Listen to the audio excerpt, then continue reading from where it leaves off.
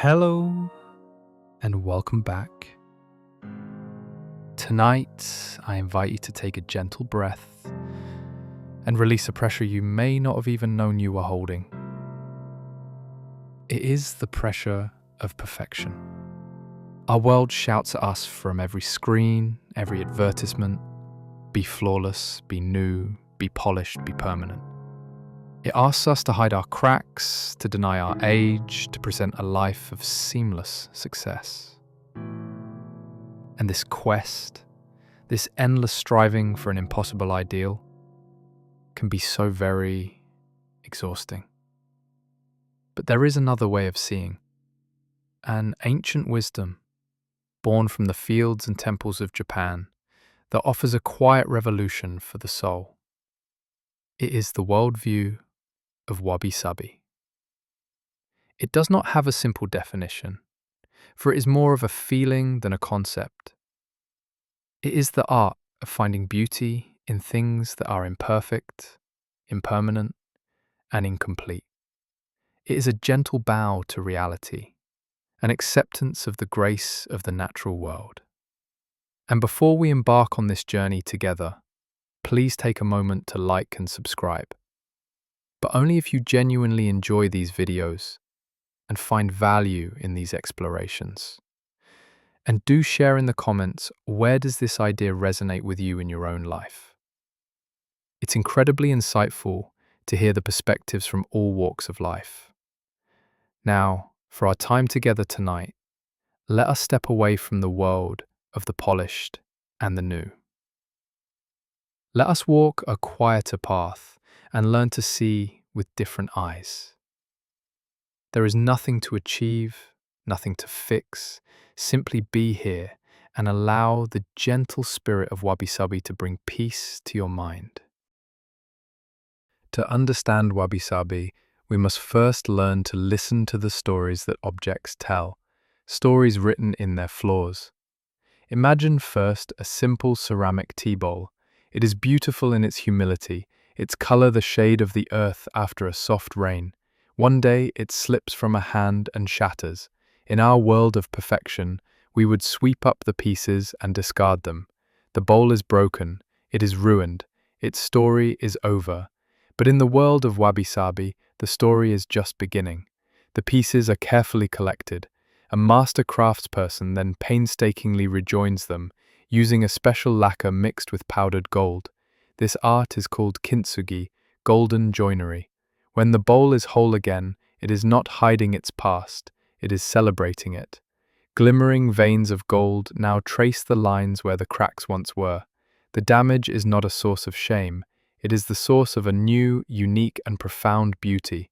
The bowl is now more precious, more interesting, and more beautiful because it was broken.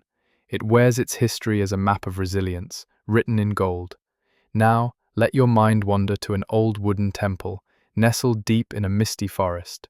No part of it is perfect. The great wooden pillars, once sharp and square, are now smooth and rounded by centuries of human hands and passing robes. The stone steps leading to the entrance are uneven, worn down into soft hollows by the feet of countless pilgrims. Moss grows like a soft green velvet on the shaded tiles of the roof. The wood itself is not a uniform color, but a tapestry of grays and silvers where the rain has left its mark. Nothing here is pristine. Everything speaks of the passage of time, of a gentle collaboration between human hands and the patient forces of nature. There is a deep, quiet beauty here that a brand new, perfectly constructed temple could never possess. It is a beauty that whispers of endurance, of peace, of seasons changing year after year after year. Finally, picture a single flower in a simple vase. Not a grand bouquet, but one stem. Perhaps its head is slightly bent. Perhaps one of its leaves has a tiny, insect-bitten hole in it. Wabi-Sabi does not see these as flaws. It sees them as character. It sees the elegant curve of the bent stem, the story of survival in the imperfect leaf. It celebrates the quiet, understated grace of a single, transient life in all its vulnerable, fleeting beauty. This is how we begin to see with new eyes. We look for the story, not the flaw. The term Wabi-Sabi is actually two separate but intertwined concepts. Understanding them helps us feel the philosophy more deeply. First, there is Wabi. Wabi speaks to a kind of rustic simplicity. It is the feeling you get from things that are humble, understated, and in harmony with nature. It is a richness found not in material wealth, but in a spiritual depth. Imagine the feeling of holding a simple handmade wooden spoon, its grain warm against your palm. Imagine the comfort of an old soft linen shirt.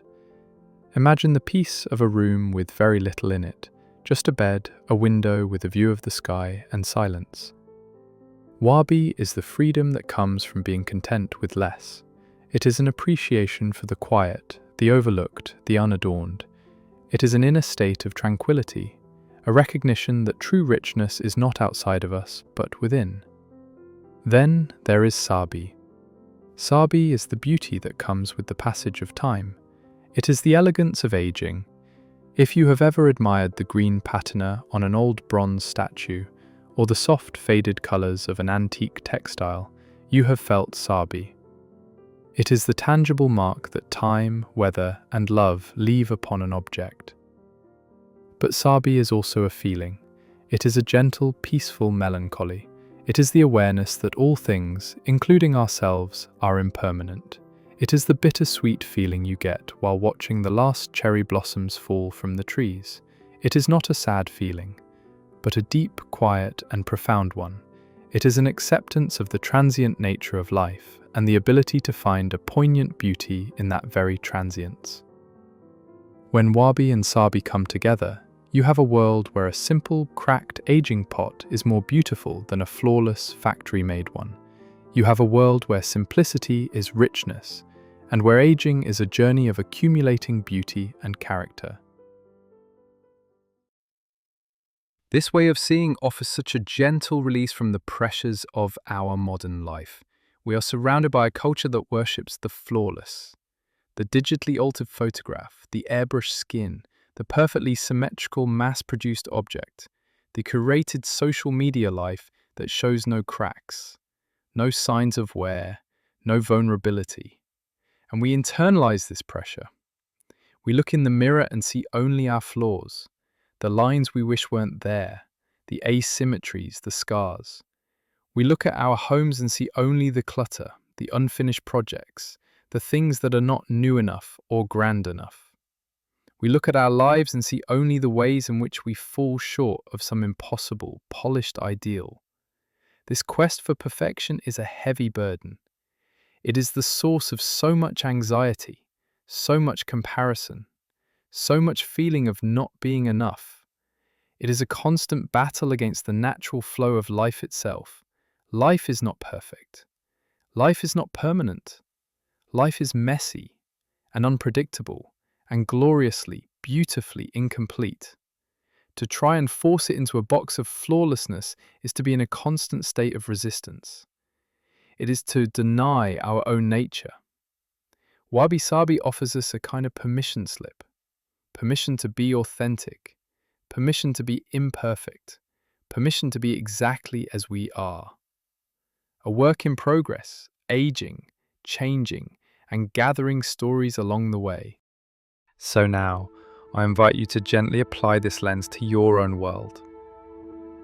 Think of an object you own that is not perfect. Perhaps it is a favorite coffee mug with a small chip on the rim, a comfortable old sweater with a frayed cuff, a wooden table with a water ring left from a happy gathering long ago. Instead of seeing the flaw, try to see the story. The chip in the mug is a memory of a hurried, cheerful morning. The frayed cuff is a testament to years of comfort and warmth. The water ring is a ghost of laughter. These are not signs of damage, they are marks of love, marks of a life being lived. Now, even more gently, turn that lens upon yourself. Think of a scar on your body. It is a kintsugi line, a place where you healed, written on your skin. It is a story of survival. Think of the lines on your face. They are maps of your emotions. They trace the paths of 1,000 smiles, of nights spent in deep thought, of moments of profound sorrow and joy. They are a sign of your wisdom, your experience. Think of the imperfections in your character, the parts of you that are still growing, still learning. They are not a sign that you are broken. They are a sign that you are alive. You are not a finished, static statue. You are a living, breathing, evolving being. Wabi-Sabi teaches us to love not in spite of the imperfections, but because of them. They are what make us unique. They are what make us real. They are what make us beautiful. As you prepare to drift into sleep, let go of the need to be perfect. Release the exhausting burden of having to be anything other than what you are in this moment. You are the aging wooden temple, growing more beautiful with every season. You are the kintsugi bowl. Your experiences are the gold that makes you more precious. Embrace your own beautiful, transient, and perfectly imperfect nature, and find a deep and lasting peace there.